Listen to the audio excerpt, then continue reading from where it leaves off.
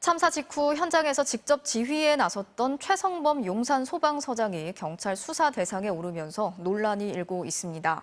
밤새 현장에서 고군분투하고 손까지 떨면서 브리핑을 했던 최 서장에게 책임을 묻겠다고 하자 소방관들은 물론이고 시민들도 이해하기 어렵다는 반응을 쏟아냈습니다. 김태윤 기자가 전해드리겠습니다. 지난 2020년 헬로윈을 앞두고 용산구청 주재로 열린 민관 합동회의. 경찰은 물론 소방당국 참석자도 보입니다. 코로나 방역과 안전 대책을 논의한 자리입니다. 작년에도 같은 주제로 최성범 용산소방서장이 참석한 가운데 합동회의가 열렸습니다. 당시 최 서장은 헬로윈 기간 안전사고에 대비해 출동태세를 확립하고 긴급 상황 발생 시 신속하게 초동 조치에 나서겠다고 밝혔습니다. 하지만 올해는 달랐습니다. 구청이 주재하는 합동회의는 아예 없었고 이태원 상인들이 주최한 간담회만 열린 겁니다. 소방서는 참석을 요청받지도 못했습니다. 회의 참석 범위를 통보할 때 소방은 통보받지 못한 걸로 그렇게 확인하고 있습니다. 그 이유에 대해 용산구청은 올해는 코로나가 풀려 민관 회의를 열 필요성이 없었고 상인연합회 간담회에 참석하는 건 홍보 목적이었다고 밝혔습니다. 구청은 다음 날 헬로윈 대책회의를 열었지만 부구청장이 주재한 내부 회의였고 대규모 인파 대책은 다루지 않았습니다.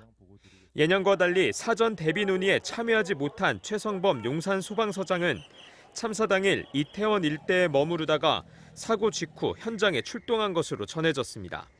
이 때문에 일선 소방관들을 중심으로 최 서장이 형사 입건된 건 책임 전가라는 반발이 나오고 있습니다. 보도 말고 경찰병력 200명만 배치해서 인파를 통제하고 혼잡을 관리했다면 이 참사를 막을 수 있지 않았습니까?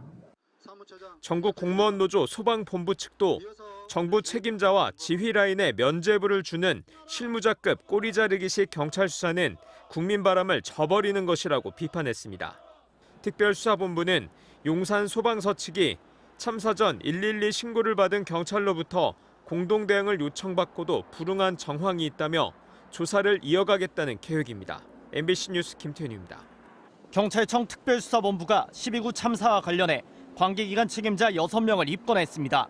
범죄 혐의가 있다고 보고 수사하기로 한 겁니다. 6명은 당시 서울경찰청 상황관리관과 용산경찰서의 서장, 정보과장과 정보계장, 그리고 용산구청장과 용산소방서장입니다. 현장 주의 책임자였던 이임재 전 용산서장은 참사 발생 약 1시간 만에 현장에 도착한 뒤 밤 11시 반이 넘어서야 서울청장에게 보고해 부실 대응 지적을 받아왔습니다. 류미진 관리관은 근무 위치인 112 상황실을 비웠다가 밤 12시쯤에야 경찰청에 전화해 늑장 대응을 초래했다는 비판을 받고 있습니다. 용산경찰서 정보과장과 정보계장은 참사 전 작성됐던 사고 우려 내부 보고서를 참사 직후 삭제한 혐의입니다. 또 관할 지자체장인 박희영 용산구청장도 업무상 과실치사 혐의로 입건됐습니다. 참사 당일 많은 인파가 예상됐음에도 사전에 적절한 안전조치를 하지 않았고 참사 당시에도 별다른 조치를 한 게 없다는 이유입니다. 경찰은 또 용산소방서 압수수색 과정에서 확보한 문건을 통해 용산소방서장의 대응 관련 문제점도 포착한 것으로 알려졌습니다. 특수본은 7,100여 점에 달하는 압수물 분석과 추가 현장 감식을 진행하는 한편 입건한 관계자들을 조만간 불러 조사할 계획입니다. 특수본은 또 행정안전부와 서울시의 법령상 책무와 역할도 검토 중이라고 밝혀 수사가 더 확대될 가능성도 내비쳤습니다. MBC 뉴스 윤수환입니다.